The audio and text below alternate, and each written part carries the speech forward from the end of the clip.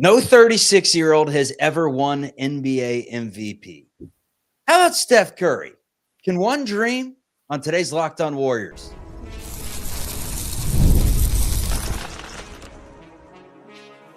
You are Locked On Warriors, your daily Golden State Warriors podcast. Part of the Locked On Podcast Network, your team every day.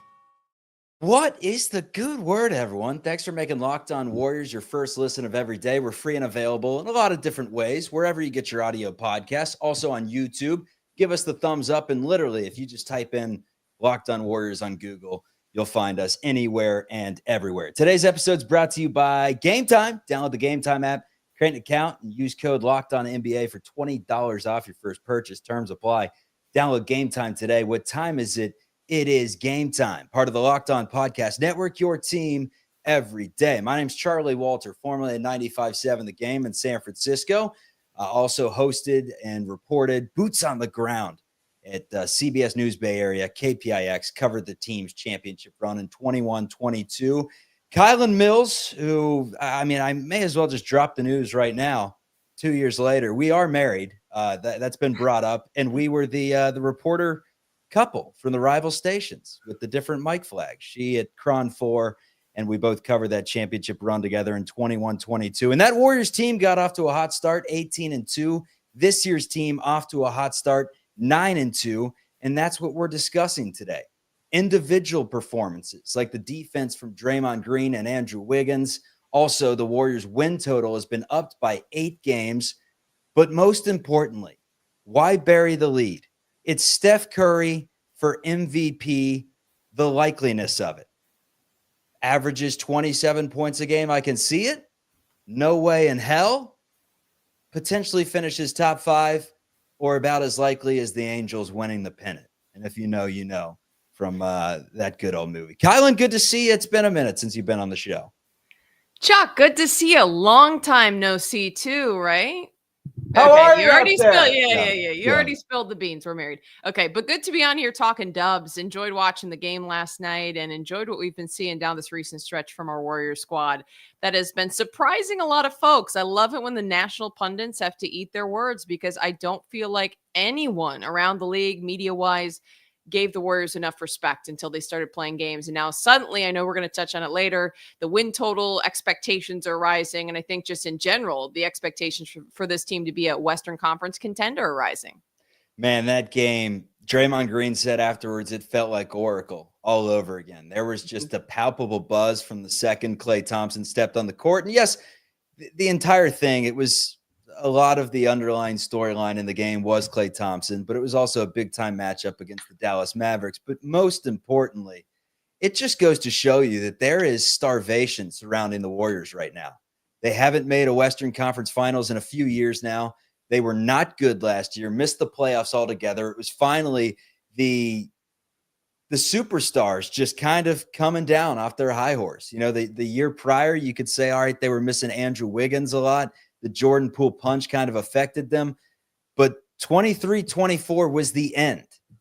And now we've seen a new birth with Steph Curry, Draymond Green, and call it company. Everyone filling their roles so well. But I want to start off asking the question, Steph Curry and MVP. Karl Malone, at 35 years of age, was the oldest player to ever win an MVP. And here's the deal, Kylan. Nikola Jokic is the heavy favorite right now. He's at plus 220, whereas Steph Curry's at 50-1 odds, tied for 9th with Jalen Brunson to win MVP award. But I want this detail going in because let's not forget this award. It's decided by a panel of sports writers and broadcasters. Circumstance can sway the vote. Think of the circumstances surrounding this season. Steph Curry, as a senior citizen in the Olympics, leads the team to a gold medal, puts on a show, pulls at everyone's heartstrings. Coming into this season, they're supposed to be, a few games above 500 at best. He's got him at 9-2. He, since returning from his injury, 27 against the defending champ Celtics, 9 assists, 4 steals, outplays Tatum, had a 103 defensive rating. That's very good. 36 against the Thunder, outplays Shea, crucial shots down the stretch. 37 against the Mavericks, outplays Luka. 3 of the top 4 MVP candidates right there. The camera almost went down for those of you watching on YouTube. Conquered. 24 points a night right now, 43% from Curry. It feels like a prove-it year. Tell me I'm crazy. I'm going to take a look at the chat, and I'm sure we're already hearing, oh, come on. We're 11 games in, but it feels different this year from Curry. Feels like he came into the season with a little bit of a chip on his shoulder. What I will say about Steph Curry, well, first, I don't think it should be out of the conversation that Steph Curry is in the MVP picture, but it is very early. So I have a hard time saying I'm completely going to buy into Steph Curry. Let's go all in, folks.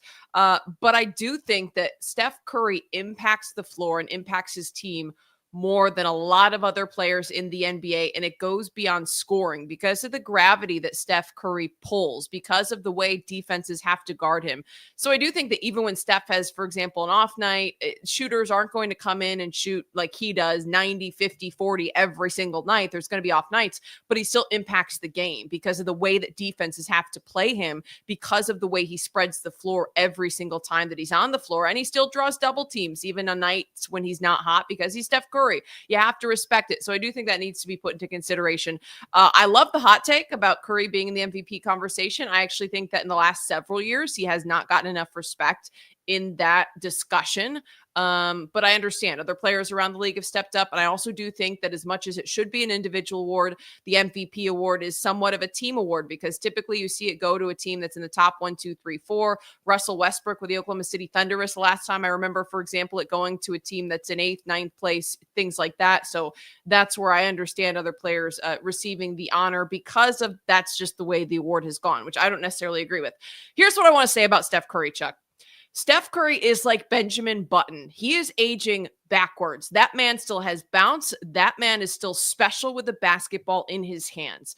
Being able to shoot does not age. You do not suddenly grow out of that. Steph Curry still can hit the 3 ball better than anyone in the game. And that's what I'm going to say. We saw it on display last night in his 37-point outburst against the Dallas Mavericks. Curry can hit threes while double teamed, triple teamed, off the bounce, off the pick.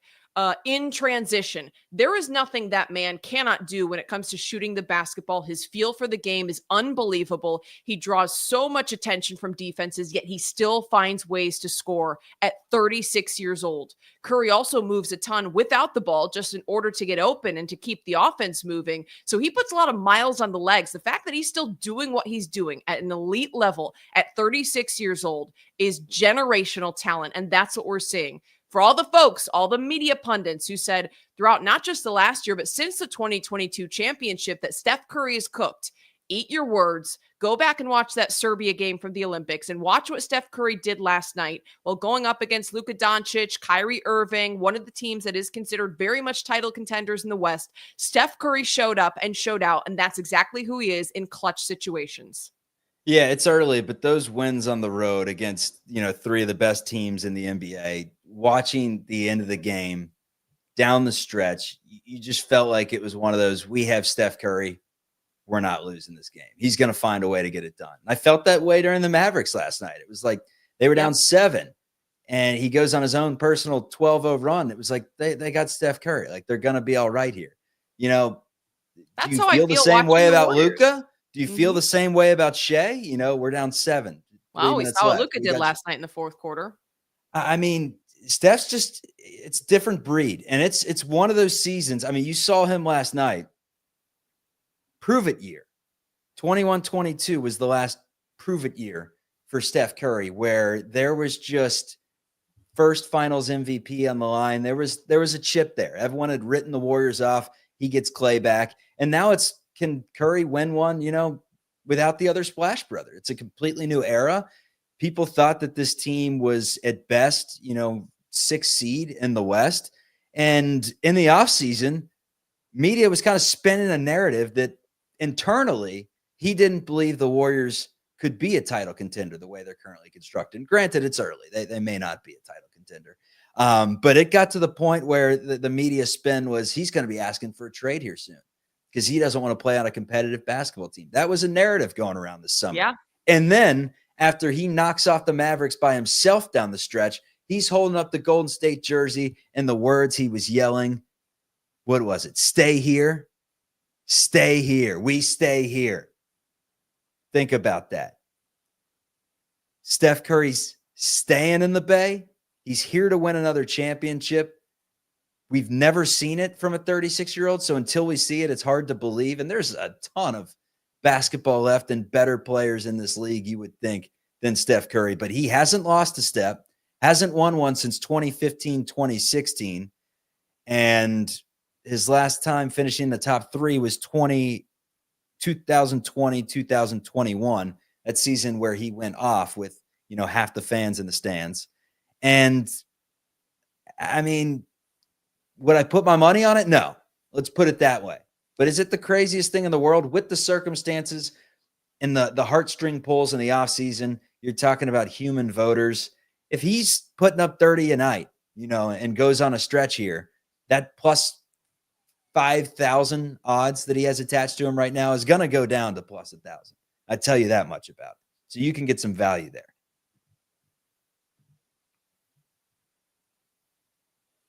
Absolutely. We're just gonna have a stare off here. We're just gonna have a stare off and see who goes first. Well, I thought you might want to get to the commercial break. The chemistry is undoubtable. Coming up on Locked On Warriors, the Golden State Warriors had a plus 43.5 win total entering the season. It's up to 51.5. Does that seem fair? We're discussing on Locked On Dubs.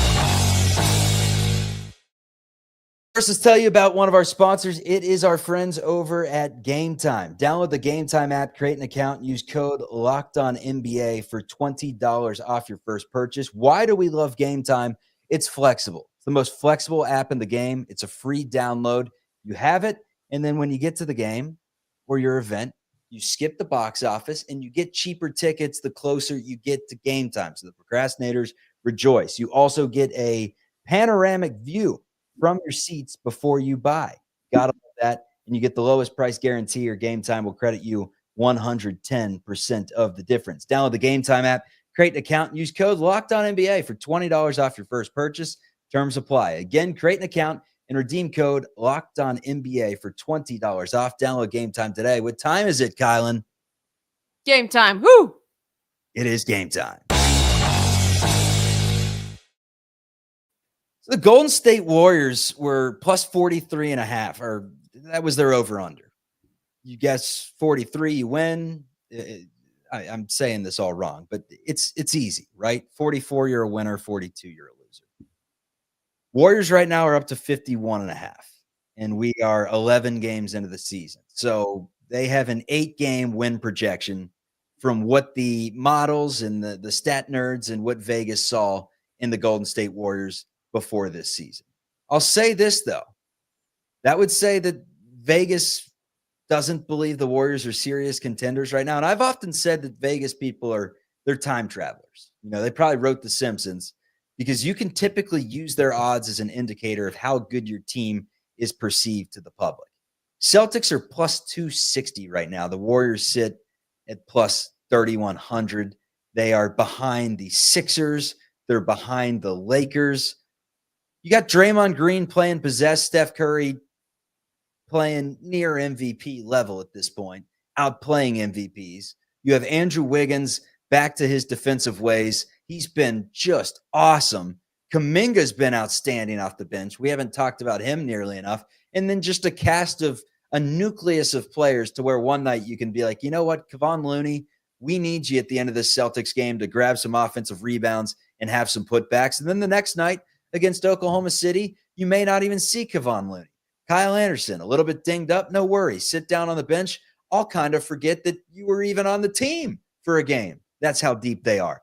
I mean, do you not feel this way watching the Warriors, where it's just so deep that you sometimes forget that certain players are even on the roster? I felt that way with Anderson. I felt that way with Trace Jackson Davis when he played 5 minutes against Oklahoma City. And it's not that these players aren't good or valuable. It's just that there is a big shuffle with 12 players. Warriors the last couple of years have had players that I wanted to forget were on the team. Okay. That's the difference. Kent Bazemore, no disrespect, but man, was not contributing meaningful minutes or doing much positive when he was on the floor. I'm sorry, that was terrible. Shots fired from me, but you know what I'm saying? Versus now you've got players who any given night when their number is called, they can potentially go off. And when you have a team with depth, it matters during the course of an 82 game season because you deal with injuries. The Warriors do have some older players. They're going to have to be younger individuals who can step up. And then it's just harder to defend when you've got players coming in off the bench that can, spread the floor. You've got Lindy Waters Jr. who can go off and suddenly sink some threes. That stretches everything. It just makes it a huge difference in terms of finding success and sustaining success throughout the course of an 82 game season to have depth and players who can come in and actually contribute. But I think the biggest reason, Chuck, for the Warriors revival in this current season, at least this early point in the season, is the play of Draymond Green and Andrew Wiggins. Both are playing at a 2022 level, the way they performed when the Warriors won a championship. And it was not there last year. The last couple years, it was not there. Oh, it was there with Draymond. He wasn't. Draymond played pretty good last year, but I still think that he has just playing at an elite level. And then Andrew Wiggins, who completely disappeared the last 2 seasons, appears to be back. I have a stat I want to throw at you, and I know that we're going to break down those two a little bit more. But here's a stat that I found online. Andrew Wiggins and Draymond Green defense in the fourth quarter this season. Wiggins in 6 games playing in the fourth quarters, under 41% defensive field goal percentage, 22% defensive three-point percentage. Draymond Green in 8 games, 40.5 defensive field goal percentage, 21 defensive three-point percentage. And by the numbers, they are the best defensive duo in the league down the stretch of games. And that's exactly what we saw last night in a game that was 2 elite teams going toe to toe, trading buckets. It comes down to who can string together stops in the fourth quarter. And that was the Golden State Warriors because Andrew Wiggins was effective on Luka Doncic. And of course, Draymond Green also plays a huge role in guarding whoever the best player is, but also just directing where players are defensively, sliding over to help, grabbing boards, doing a lot of the dirty work. So I do think he deserves credit as well. But Andrew Wiggins was outstanding last night. Luka Doncic held scoreless for about 12 minutes. Now, he scored 31 through the first 3 quarters, but keep in mind, Luka Doncic has the highest usage of any player in the NBA. He went for 41 minutes last night. He gets the ball so much. He's an incredible player. Yes, he's still going to score. But the fact of the matter is, Andrew Wiggins shut him down when the game was on the line and when it mattered most. And the fact that Draymond Green and Wiggs have been coming through defensively for this team in the crunch time is what has made the difference, and down the stretch is what can make the difference. I don't have the number offhand, but you look back the last couple seasons at how many close games the Warriors could not win. That's how I felt last year, like banging my head up against the wall when it felt like the Warriors let games slip away late, or they, mustered together comebacks, but then couldn't get over the line to win. That's what it comes down to. I'm a believer of that. Yes, hitting clutch shots, but also stringing together stops in fourth quarters. And I just cannot say enough about what Andrew Wiggins did last night. Steve Kerr praised him after the game as well. And then Draymond Green, I just think those two have been so good early on in the season. It's a very, very positive sign for the Warriors if they sustain that level of play, that this can be a legitimate Western Conference contender. Yeah, and you got to lump in 3 other guys. I would say D'Anthony Melton, Jonathan Kuminga, and Buddy Hield are the next tier. Like Wiggins and Draymond, aside from Steph Curry, the most important 2 guys on this team right now with the way they've been playing. And apologies to Wiggins. Like, was he written off or what in the offseason? People were acting like his value was a bag of ruffles. They were just like, oh, Andrew Wiggins, we can't trade him. We're not going to get anything in return.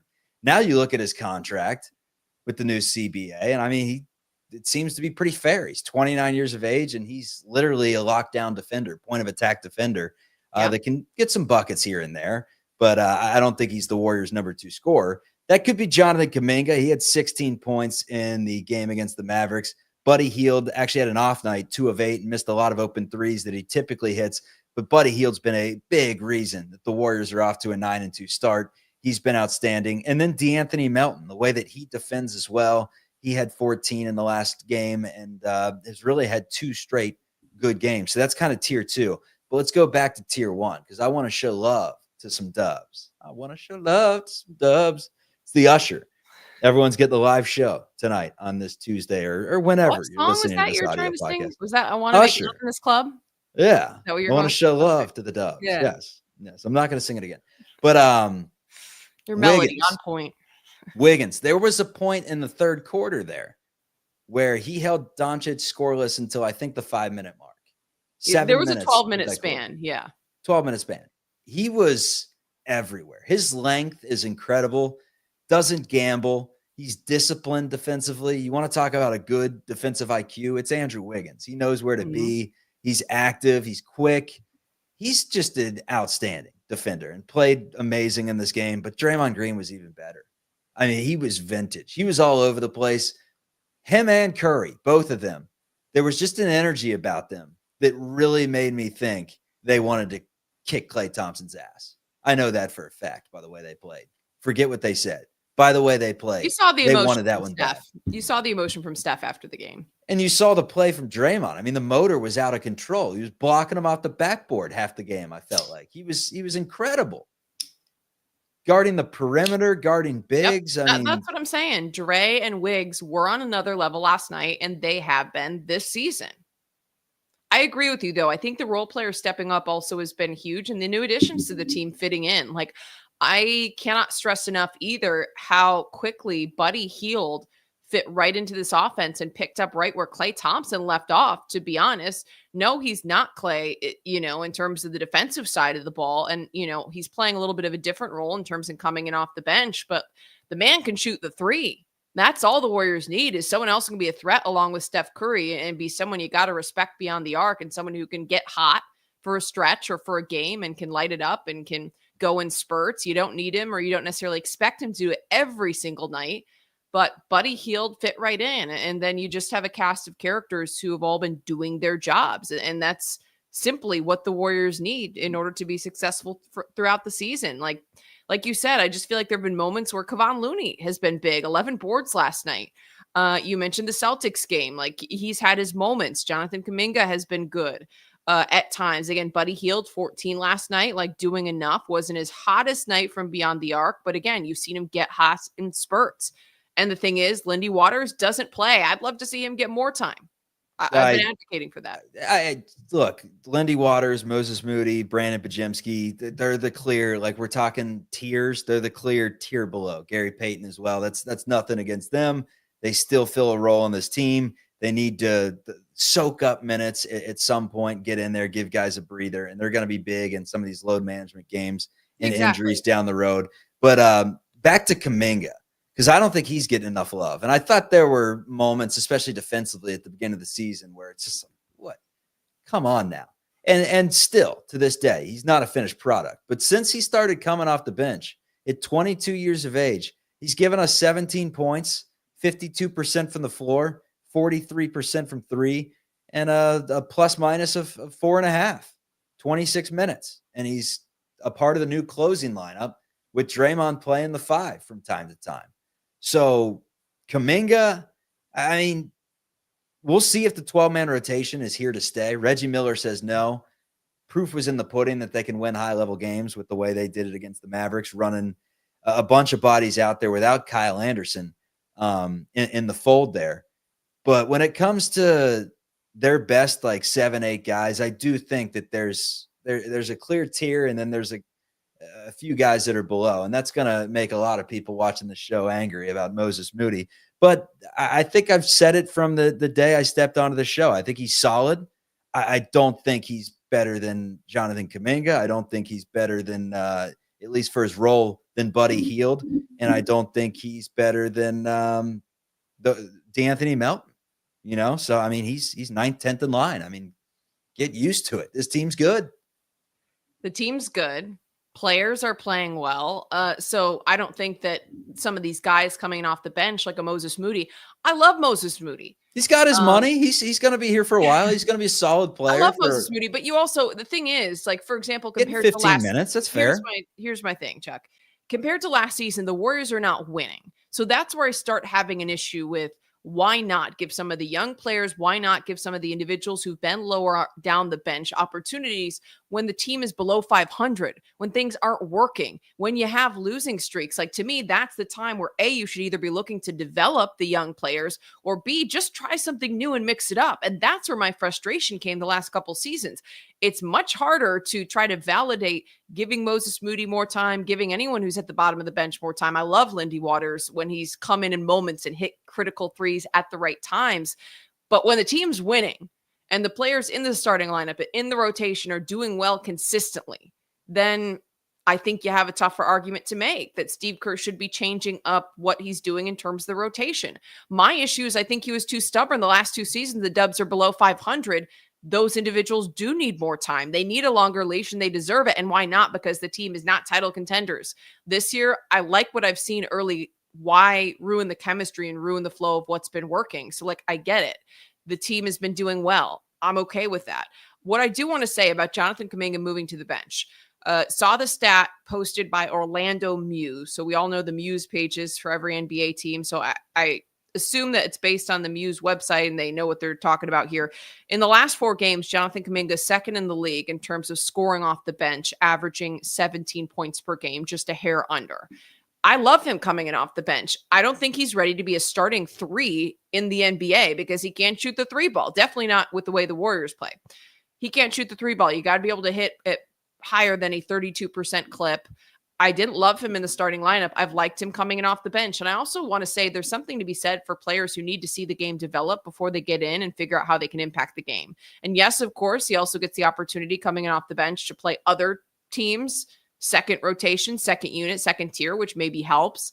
But I just think that there's something about him coming off the bench that has worked, and the Dubs should stick with it.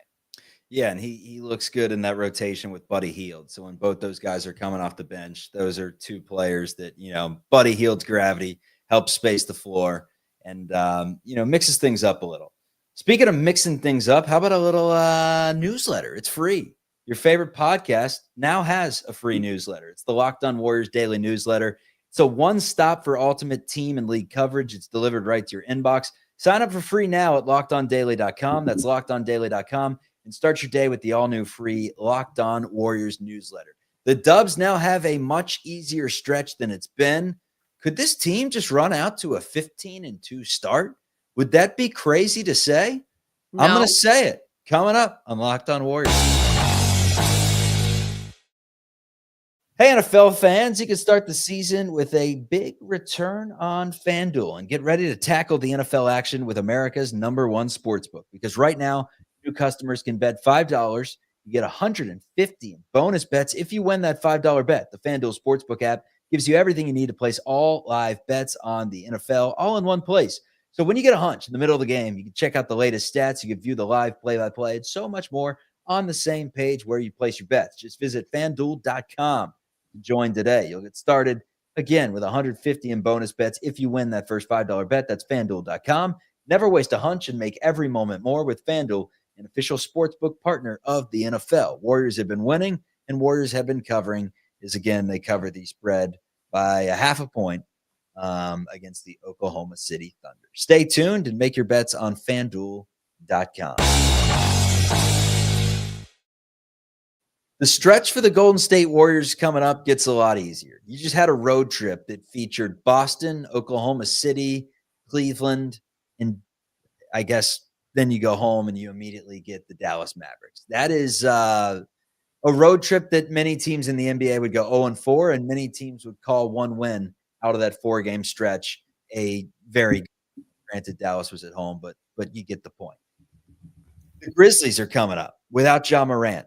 Then it's at the LA Clippers, and I find it hard to believe that the Warriors are going to lose to the Clippers twice. And don't forget, they did not have that chance for a Curry flurry down the stretch because obviously Steph Curry got injured in that game, and they didn't have him at the end. They still almost made a comeback and won.